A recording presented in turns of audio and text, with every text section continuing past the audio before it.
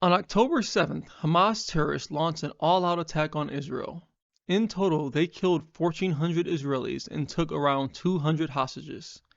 In turn, Israel started a stricter blockade and started a bombing campaign that has destroyed most of northern Gaza.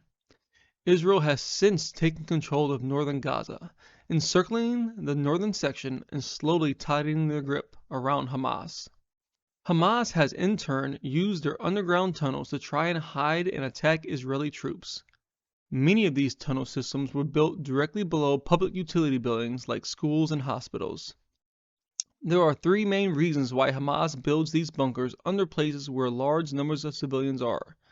Number one, they want to blend in with civilians. Number two, it's harder to bomb them when they have a massive amount of civilians protecting them. 3. When Israel decides it's worth it to bomb them, they have a great propaganda video to use against Israel.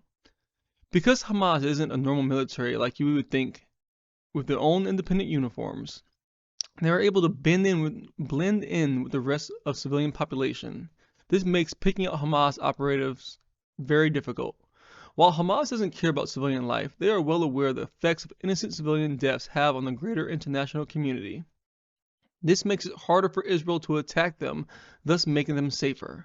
But Israel has now been pushed to its breaking point. They have been trying to play a delicate balancing act between destroying Hamas terrorists and keeping international perception of this war on their side. This has led them to an unfortunate situation where hospitals are now an operational target for the Israeli military. By Israel's account, Al-Shifa, the name of the hospital, has become shorthand for Hamas's willingness to turn its own people into human shields and sacrifice them as cannon fodder in the fight for global sympathy.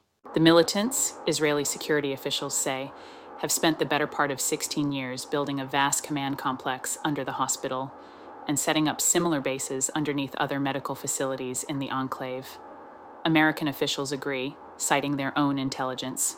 Hamas denies doing anything of the sort, and hospital officials say the facility houses nothing but the sick and injured and the medical professionals dedicated to helping them. In the estimation of most Palestinians, the obsession with Al-Shifa is evidence of Israel's willingness to target even the most helpless civilians without justification. Between Israeli and American intelligence, there's evidence that Hamas is running its organization out of hospitals and schools.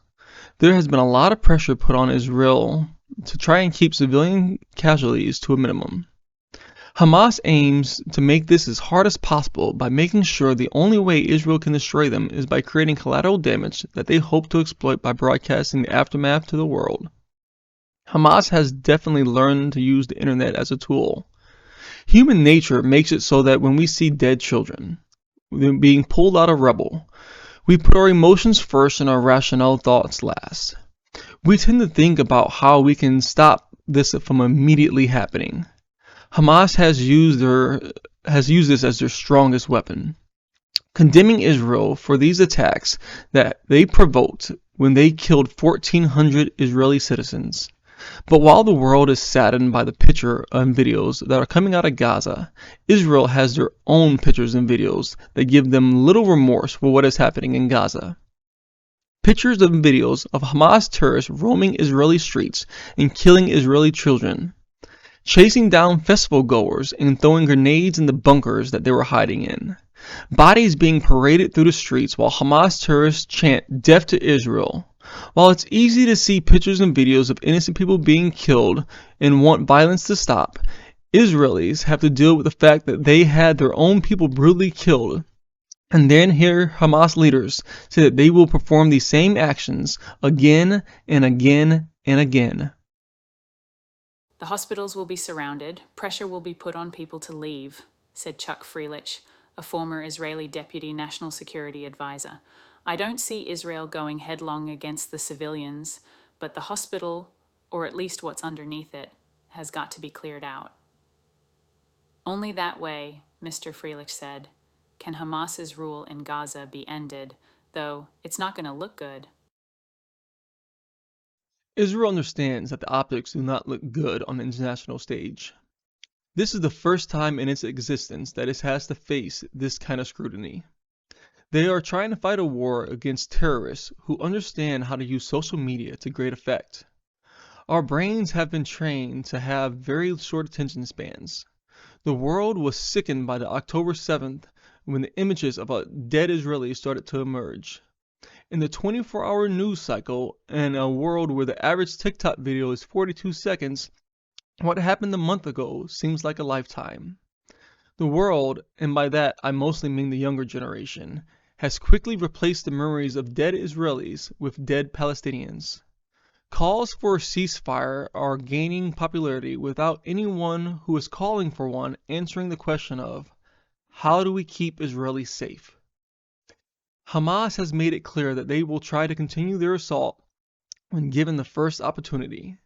It's really easy to tell a government in another country to cease fire when you are sitting in a nice, secure house, and you don't have to worry about a rocket coming in the window for someone that you love. In recent days, Israeli soldiers have surrounded at least one other hospital in northern Gaza, stepping up their push to empty the facilities, according to Israeli military officials, as fighting around them intensifies. At Al Rantisi Specialized Hospital for Children, the only medical center with a pediatric cancer ward in the Strip, Dr. Bakr Gaud, the head of the hospital, said Israeli forces moved in late last week, damaging the ground floor and destroying several vehicles before providing maps that showed a safe route out. "We dragged our patients on their beds on the street to the south," he said. "I was the very last one to leave the hospital." He said the worst off patients went to Al Shifa while everyone else made their way south, away from the main area of fighting. The plight of the Palestinians is horrible no matter which way you look at it. They are stuck between a terrorist group that wants to use them as human shields and the Israelis who are determined to never let this massacre happen again.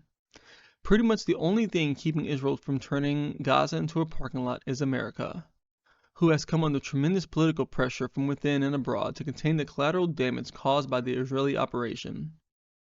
Between Hamas, the Muslim world, and the Israeli blinding resolve to never allow this to happen again, only time will tell which one breaks first. Countries like Iran have built up a strong following of extreme Muslims. Their supporters will only look on for so long without their government directly intervening. Israel has shown their hand that they have already been willing to attack Lebanon and Hezbollah, another terrorist group that sits on Israel's northern border. They have recently dropped pamphlets telling Lebanese citizens to move north and have evacuated 125,000 of its own civilians south away from the border. While the future is uncertain, what is certain is that the world will be a much different place when this world is over. Thank you for watching. Please like and subscribe, and let me know your thoughts on this topic below.